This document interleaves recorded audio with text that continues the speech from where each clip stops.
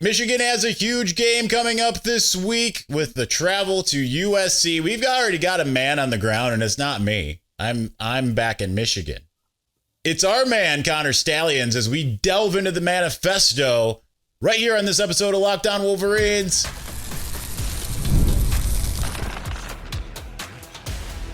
You are Locked On Wolverines, your daily podcast on the Michigan Wolverines, part of the Locked On Podcast Network, your team every day. Happy Thursday. We are back and doing it. Locked On Wolverines podcast, part of the Locked On Podcast Network, where it's your team every day. I'm your man at home, Isaiah Hull, publisher of Wolverines Wire through USA Today Sports Media Group. We have the sign stealer extraordinaire. He's been in Los Angeles for about a month, just kind of checking out USC. Actually, he's been there for 3 weeks. His mom was there a couple weeks ago. Yeah, she was there a month ago. Yeah. So, but he's back and he's ready to kind of delve into some things. Thank you, first of all, to all of our everydayers. We do appreciate you, as well as thank you for making us your first listen. We've got a lot to get into. We're going to talk mostly about USC. We're going to talk about what the problem areas might be for the Wolverines, where Michigan can exploit USC, and then kind of, if the plan holds, what we've seen from Michigan in the last week. So, Connor, first and foremost, when you look at USC and you see what you think might be a problem for Michigan, I'm guessing it's the punt game is first and foremost. Well, actually, that's probably true. But it's always the Gunners, Isaiah. Always the Gunners. Well, at this point, that might be a problem. But nonetheless, I feel like the passing game obviously is formidable for USC. What's your level of concern there, and what else stands out to you about the Trojans? So their offense, obviously, Maeva, the quarterback, is very good. He hasn't gotten pressured much. I think that's partially because their offensive line is pretty good in pass protection, but also the three Big Ten teams they played, Purdue, Illinois, and Michigan State, they don't really get after the quarterback the same way that like a Michigan or Ohio State does. So we'll see if he can handle the pass rush of Michigan. I don't know if Michigan really needs to send 5 or 6. I think they can get home with 4 throughout this game. And they're going to have to live with a few chunk plays. Maeva has very good receivers, Lemon and Lane, and they're going to make some plays. You saw it in that Illinois game, the one they lost.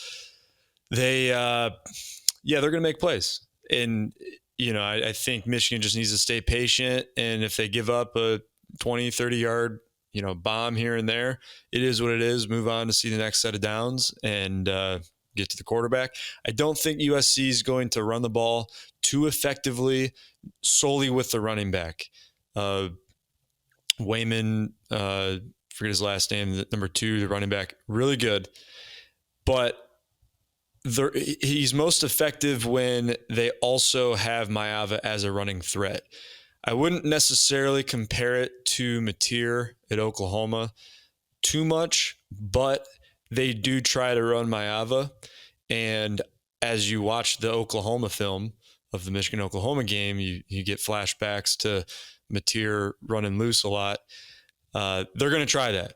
And so I think the key in the run game, Michigan's defense, is to make sure they have an answer for the quarterback run game, just to discourage them from doing that so much and forcing them to, if they're going to try to run the ball, run right into Michigan's strength, the defensive line. Yeah, one of the things, though, too, with Maeva, obviously, he will run to throw, as one of the things that Lou Esposito was talking about yesterday. When that's the case, it puts an extra added stress on Michigan's tackling, which has mostly been good, but kind of hit or miss. But also makes it so that those defenders in the backfield, in the defensive backfield rather, have to be that much more stout. We saw Zeke Berry come back this last week. Jair Hill played pretty well, against Wisconsin, who actually I thought had pretty good receivers. What is your level of concern either with the mixture of getting Maeva to the ground and or the defensive backfield? Yeah, I think, most of the problems you saw even in Oklahoma and Nebraska on finishing on the quarterback were from second and third level, mostly third level defenders. Anytime it was like a simulated pressure or a 5-man pressure where a defensive back was blitzing and they didn't finish on Raiola or Mateer and he extended a play and it kept the drive alive or whatever the case is. So I think, there's definitely some concern there. I don't think Michigan should bring too many pressures from the second and third level. I think they're obviously going to do it here and there, right? I mean, that's the aggressiveness of the scheme, but they don't need to rely on that too much. I think they just need a healthy mix of it. But obviously, we know the defensive ends, they've been finishing on the quarterback. Wisconsin just doesn't drop back pass too much, so you didn't see many opportunities in that game. Obviously they're a run first team. USC is the exact opposite. So I go back to the Nebraska game, not saying personnel is the same. The quarterback style is definitely not the same, but in terms of they want to throw to run the ball, that's both Nebraska and USC. And I think, the defensive line in this game against USC it's going to start with them. And so I'm not too concerned about finishing unless it gets to the point where they can't get pressure and they have to bring second and third level defenders. Then that's where it gets a little dicey. And how do you feel about Jaden Maiava compared to, like you've mentioned Mateer, you just mentioned Dylan Raiola. He's got boatloads of yards at this point. Do you feel like he is a singular threat in a way that maybe the other two aren't? Do you think he's somewhere in the middle? Do you think that they've faced better thus far? Yeah, he's definitely dual threat. And like you said, he extends plays very well. And he has very good layered throws. So, over a linebacker, he's got great touch when he needs to, and he puts the ball exactly where it needs to be. That's when he's not pressured. So if he's not pressured and or if he can get out of the pocket, he can make those throws both in the pocket and out of the pocket. Again, he hasn't been pressured too much. I think that's just because they haven't seen a defense like Michigan, definitely not a defensive line like Michigan. So we'll see how he handles that. And then they also haven't seen the aggressiveness in the scheme, right? Michigan, I put like Michigan, Ohio State, Indiana. Those three are kind of the most complex defensive schemes in the conference. They haven't faced, Illinois is pretty, they like to play a lot of man. They'll play some zone. It's true, like country cover 3 zone. And you're just not seeing the exotics that you're seeing out of a Michigan and Ohio State and even Indiana now. So we'll see how he processes that, and even more importantly, how the offensive line sorts out any exotics. Because again, he hasn't really been under pressure too much in the pocket, and when he has been, he's made some iffy mistakes. Well, that's where you kind of wonder, having Rod Moore back there, him returning, if that can pay some dividends. Let's get into what you like about this matchup, because it's funny, because I'm the way I think about it. If I sit and think too hard about it, I can psych myself up or I can psych myself out, because it's that type of game, right? But you're a more learned person that has a lot more going for you, because you're the man. I don't know where I'm going with this, so let's continue on. We got so much more to get to. We will get to what Connor likes about the matchup, and we're going to do that here in just a moment. But before we do, the NFL season is here, and FanDuel has an offer you do not want to miss. Right now, new customers can bet just $5 and get $300 in bonus bets if you win. That's right. Pick a bet, put down $5, and if it hits, you'll unlock $300 in bonus bets to use across the app. Listen, I love how FanDuel gives me so many ways to play. I've built parlays, tried player props, and I've even followed live lines during games. It makes watching football even more exciting when you've got a little something riding in on the action. So what are you waiting for? Visit FanDuel.com to download the FanDuel app today and get started. All right, we're going to continue on here momentarily, but before we do, this episode is brought to you by Square. Your favorite neighborhood spots run on Square. There are certain businesses that make the neighborhood the neighborhood. These are the places that become an extension of home, whether it's the sports bar dedicated to your team's fan base, the spot with the best wings in town for game day, or that beloved local chain that's been rooted in your community for years. These businesses are what bring people together. When neighborhood businesses thrive, the whole neighborhood thrives. Much like, multiple areas within Ann Arbor. Argus Farm Shop. You can go to the one on Packard down in kind of my old neighborhood. Or there's the one off of Main Street down off of Liberty. Listen, I drove by on Saturday evening as I was coming back from the game. Maize and blue all over the place. Place was packed. They have a patio. It's perfect for warm weather. You can get some food to go, get something to eat there. Lots of different options. It is certainly a favorite that is continuing to expand within Ann Arbor. So Square is a proud partner of more than 4 million neighborhood businesses around the world. You can go to square.com/go/lockedoncollege to learn more. But before you do, go support your favorite neighborhood spot. You'll be happy you did. Square, see you in the neighborhood.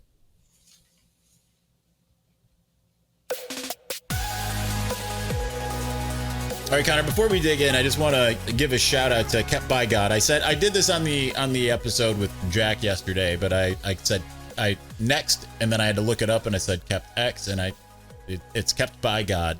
I bought this hat from them, and they're extending an offer to anyone that, like, listen, Jordan Marshall is actually, they sponsor Jordan Marshall through NIL, so that's cool. But they said anyone who wants to get a 15% discount, go to keptbygod.com and use the promo code WHOLE15, and you can get 15% off of your Christian clothing. So thought that was cool.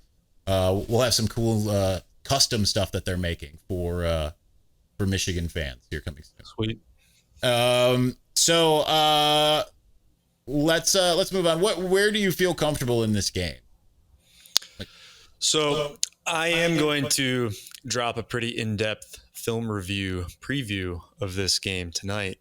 So make sure you tag me in this or whatever you need to do. But I am going to share a little bit from that right now. So I went through the Wisconsin game. I know during the game I was watching it. I'm like, man, every time it seems like we're in a condensed formation, regardless of throwing or running the ball, we just struggle. And every time we spread them out, we seem to be doing well. And I think that's been a theme throughout the whole year, where we're used to this kind of phone booth mentality of beating teams in a phone booth, bringing more numbers in the box. I don't think that's a strength of Michigan this year. In fact, I think spreading it out is a strength of Bryce, of even the offensive line. It can kind of correct some of the mistakes, and then it gives Jordan Marshall and Justice Haynes space to operate in. And so what I did was I went through that Wisconsin game. You can see this right now, right? So every time Michigan aligned in a 10 personnel look, meaning one back, 0 tight ends in the core, that doesn't mean they were in 10 personnel. It just means the formation looks like 10 personnel. So all 4 skill players of the tight ends and receivers are detached from the core. They're spread out. 11 personnel is an 11 personnel look is one back, one tight end in the core. Even if the offense is actually in 12 personnel with 2 tight ends, one of them is detached out wide. And then a 12 personnel look is one back, 2 tight ends. And then anything heavier than that, meaning now there's like a tight bunch, or there are actually 2 backs, 2 tight ends, or sometimes, like kind of a goal line type look. So I organized all of the personnel looks there on the left, and then you can see the total yards per play, run and pass, and then total. So the most success Michigan had against Wisconsin, who has, again, the number 1 rushing defense ranked in the country, when they spread them out in 10 and 11 personnel looks, Michigan ran for almost 10 yards per play. And then the second they bring more players in the box, giving you a 12 personnel look, a 13 personnel look, and kind of crowding the box, allowing Wisconsin to have 10 defenders in the box, that's where the production goes down, regardless of down and distance.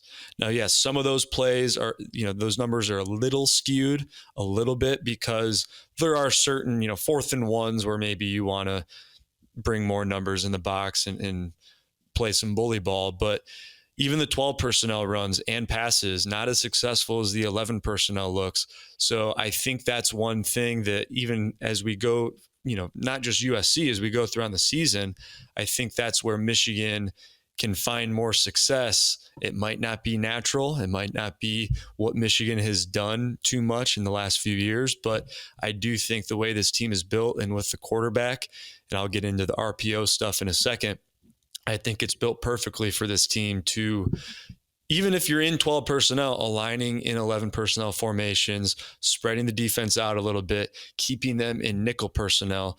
And that's where I think USC struggles a little bit. So I went through USC's numbers, did a 3-game breakdown on them in their Big Ten games against Michigan State, Purdue, and Illinois. When they are in base personnel, meaning 4 linemen, 3 linebackers, 4 DBs, sometimes a 5th lineman, usually against those heavier packages like 12, 13, and so on, they are giving up 4.4 yards per play. Pretty good. But when they're in nickel personnel, the sub package, now with 5 DBs on the field, defending 10 and 11 personnel looks, spread out offensive formations, they are giving up 7.5 yards per play this season. So I think it's really one of Michigan's strengths. And you would think of USC as a very fast, athletic, like to play in open field space type of team. Offensively, I would agree. Defensively, they have struggled in open space. They even struggled against Illinois in open space. So I feel really good if Michigan is aligning in 11 personnel looks, spreading it out just like they did in the second half against Wisconsin and like they did against Nebraska a lot. All 3 big plays against Nebraska were in 11 personnel or sometimes empty looks, like Bryce's touchdown, the rushing touchdown, that was an empty look. And then the one that Justice had and the one that Jordan had, those were 11 personnel looks. So the more they spread out, it's fewer defenders in the box. And then even if you have a misassignment on the offensive line, it's just fewer guys that are closer to the ball that can make the play. That's fewer guys that Jordan Marshall or Justice Haynes has to make miss. And so I think that's where Michigan has had success, will continue to have success, and especially against USC, who kind of struggles in nickel personnel against the run, especially. I think that's where Michigan can open this game up. See, that's where I get a little nervous though, because it's and I'm kind of putting my head into the same headspace as the fans, as I'm sure that right now they're hearing this and they're saying, what are the chances though? Considering we have seen often the Michigan coaching staff want to revert back to, let's just do 23 personnel, like that's the best way to go. That's how we're going to win this game. What is your confidence level that the coaching staff, who we know probably knows this, they self-scout? Yeah. Well, and Isaiah, that, before they hop on the flight, the team meeting is to watch this Manifesto podcast, right? Yeah. So yeah, it is. I think you need to be a little encouraged. I hear you. I think they stream. By the way, not only do they stream it on the plane, it's the only thing that they're allowed to watch. Yes, on the little on screen. Every screen on the Delta flight. Going to be 5 hours of just this on repeat, which means they'll watch it 10 times. Of this 30-minute episode. So they get to watch it 10 times. Yeah. So I would hope they understand this by the time they land. But no, I mean, I hear you. I think personally, I'm not too worried because it's because of the Nebraska game. If this was the next away game after the Oklahoma game, I might be with you. The fan in me might be like, I don't know. But you saw improvement in the Nebraska game from a play calling standpoint, from a, hey, we're not going to just try to beat them in a phone booth. And then the Wisconsin game, you saw a little bit of it. It was not as much as it was against Oklahoma. Oklahoma was it felt like every single play was a condensed formation, and never did they align in a 10 or 11 personnel look. Wisconsin, the first half, and like I said, we said this last week on the manifesto last week going into Wisconsin. We said, hey, if Wisconsin, Like, they're not going to just show up and be like, oh, hey, you can win, right? They're going to have a game plan. They're going to try to win. And they go down and score. They go up 7-0. Michigan goes down and scores, goes up 7-0. And then it kind of stalled out for about a quarter and a half. And you get frustrated, but really it was Wisconsin's style of football mixed with kind of this currently evolving Michigan style of football where possessions were limited in the first half. I wasn't necessarily surprised at halftime. And yeah, sure, there's times where you're like, man, why do we keep aligning in this condensed set, or why do we keep doing that?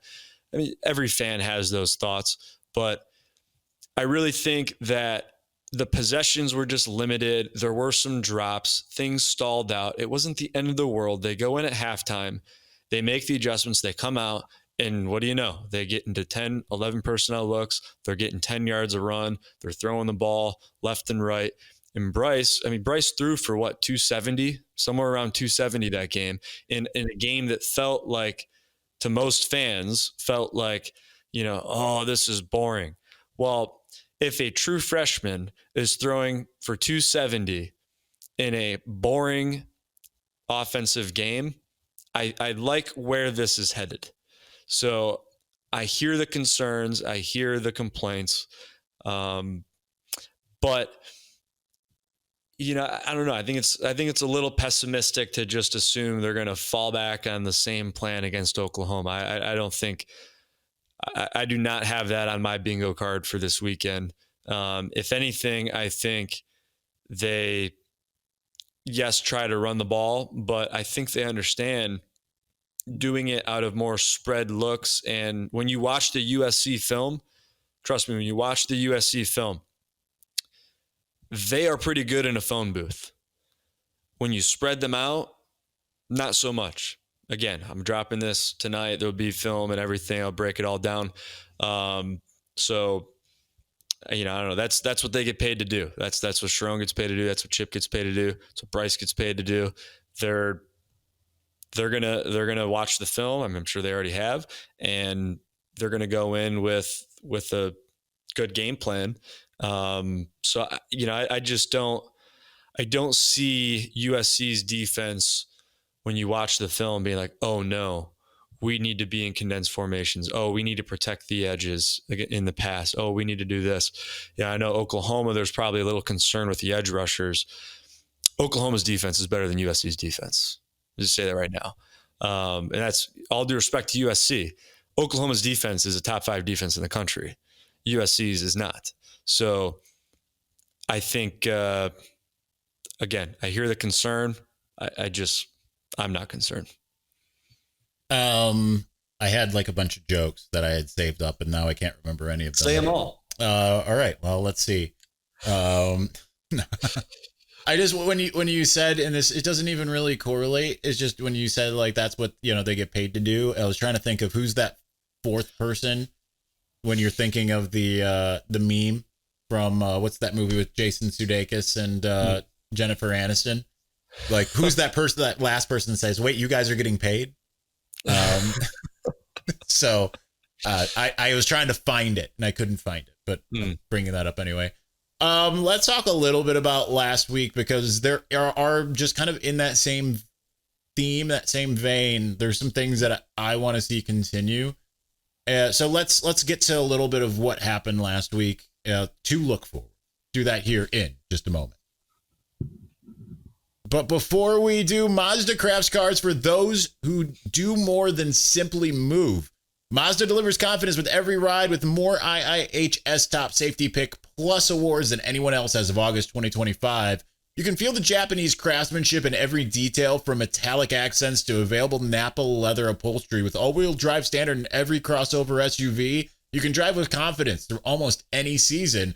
Like our players, we sweat every detail, because when you make every move count, impossible becomes irrelevant. Mazda, move and be moved. All right, let's continue on here in just a moment. But before we do, Connor, I normally we don't include the guest in the ads, but this one is one that's near and dear to your heart, right? Like, because this is how, for years, you were sending your mom to games all over the country, and you were doing it with Game Time. And Game Time. I think that's how you're there right now. Well, that's not how you're there. You're there to get all of the behind the scenes illegal information from US. Sorry, I'll delete all that. I'll delete all that nonetheless. The great thing about Game Time is that the app gives you the advantage. The advantage goes back to the fans or to the sign stealers or to their sign stealers, friends and family that go to the games. It's the easiest way to score last minute tickets at the very best prices. That's how you can afford it on the most meager salary. Because remember, Connor was pro bono. He didn't make anything. So he had to use Game Time in order to be able to do it on what, $10,000 a year that you were making while you were at Michigan? A decade. Yeah. So it's, I was asking you the question, how did ye afford to send people all over the place? It was with Game Time. So Uncle T and Aunt K. That's exactly it. Well, the illegal they gave me Game Time credits. Yeah, they gave you Game Time credits. There were all the proceeds from your illegal vacuum business with Blake Corum that all went to Game Time. So there's all of that. The app makes it super. Sells vacuums. The app makes it so simple. The great thing is you can actually see if you can see the sign, the people signaling the signs right from the app. That's the best part of it all, and it's faster, way cheaper, and way less stressful than any other way that Connor has bought tickets. So take the guesswork out of buying college football tickets with Game Time. Download the Game Time app, create an account. Use the code LOCKEDONCollege for $20 off your first purchase. Terms apply. Again, that's the promo code LOCKEDONCollege for $20 off. Swipe, tap, ticket, go. Download Game Time today. I kind of wonder what the people at Game Time, what they think if they go back and they see, because like either they're sitting there thinking that is the best marketing that we could ever have, or they're like, well, these people just stop. Like they're making everybody in the state of Ohio hate us right now. Well, Ohio can use SeatGeek or whatever, and everyone else can use Game Time. That just for the Game Time people, he is joking there. Everyone can use Game Time. Just so you know. That was just a joke from Connor. All right. Hey, speaking of signals, so this video that I'm releasing here in a few hours, it'd be a shame if a certain signal that was found that is in this video spread to Michigan. Just saying.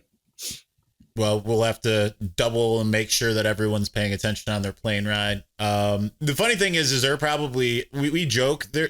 I would venture to guess someone will watch the show and probably your show. If they're still on the plane and your show comes out, I guarantee so. There were some things that really went right against Wisconsin. The pass game, like you said, came alive. I thought it was really funny when I was getting people complaining about the pass game on the mailbag earlier in the week. Because I'm like, Bryce threw for 270. We saw a couple guys really finally step up. Andrew Marsh, who's now a starter. Donaven McCulley finally got targeted.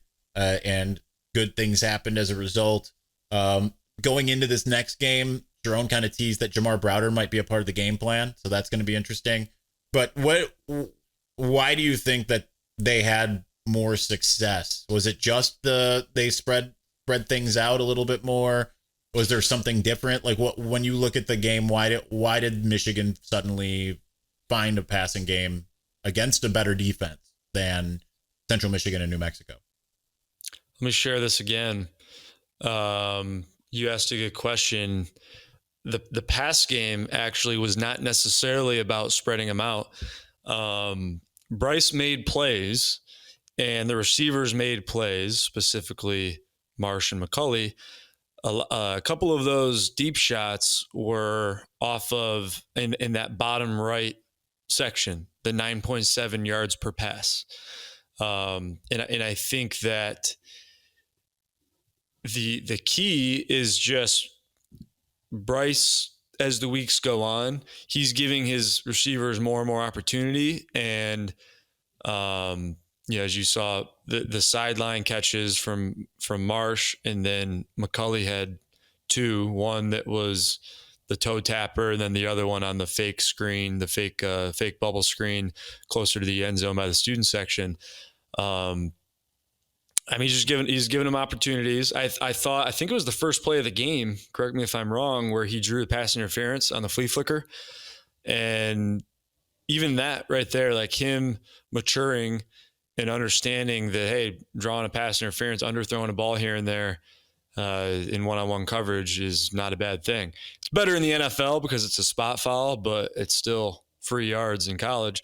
So, yeah, I think obviously you're seeing Bryce mature week to week.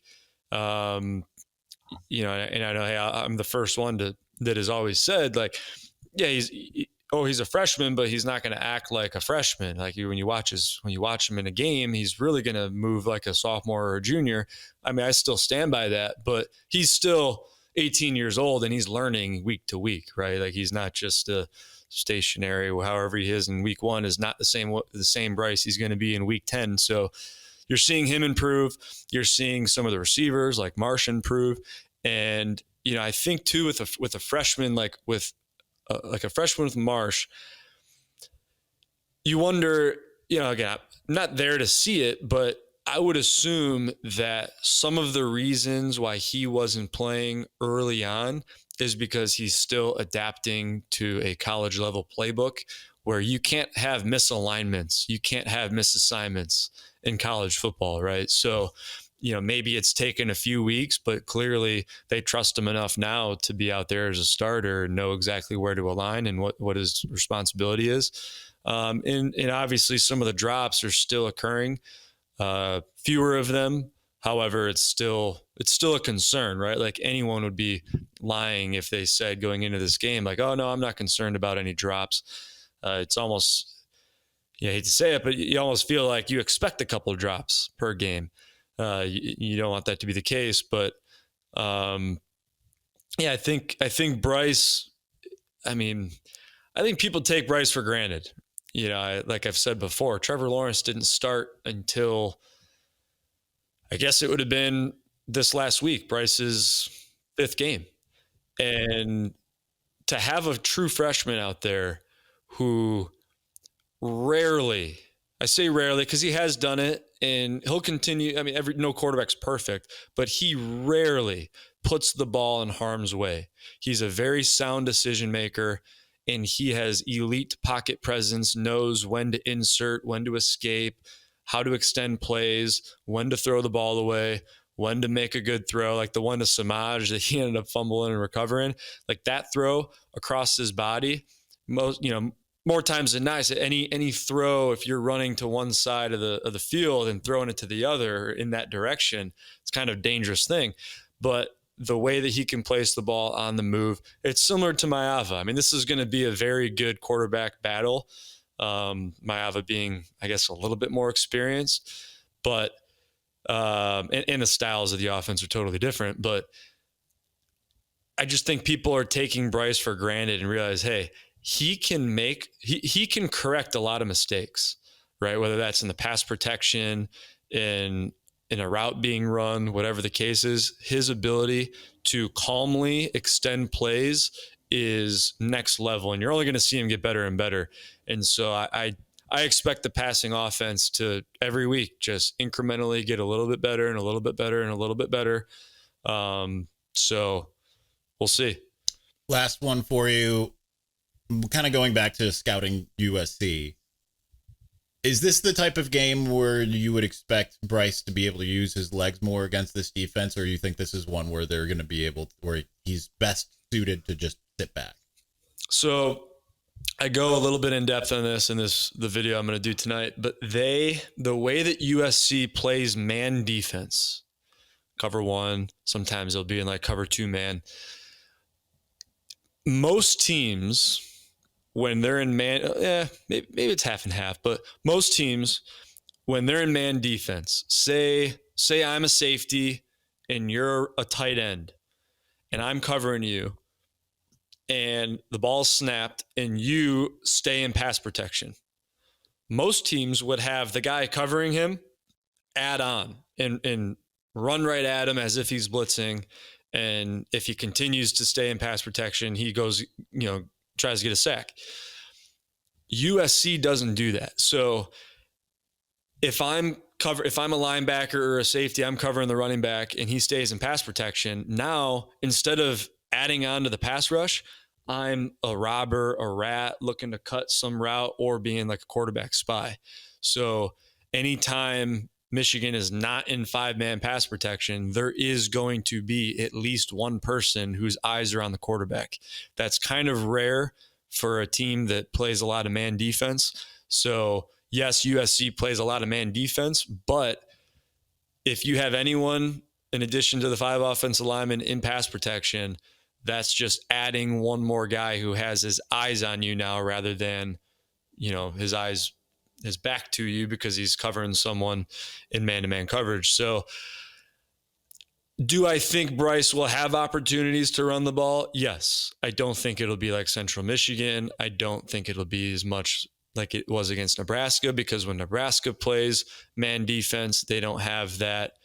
If you're in pass protection, they don't just sit back and spy the quarterback if they were covering that man. So this is a slightly different version of cover one when you see cover one that Michigan has faced all year.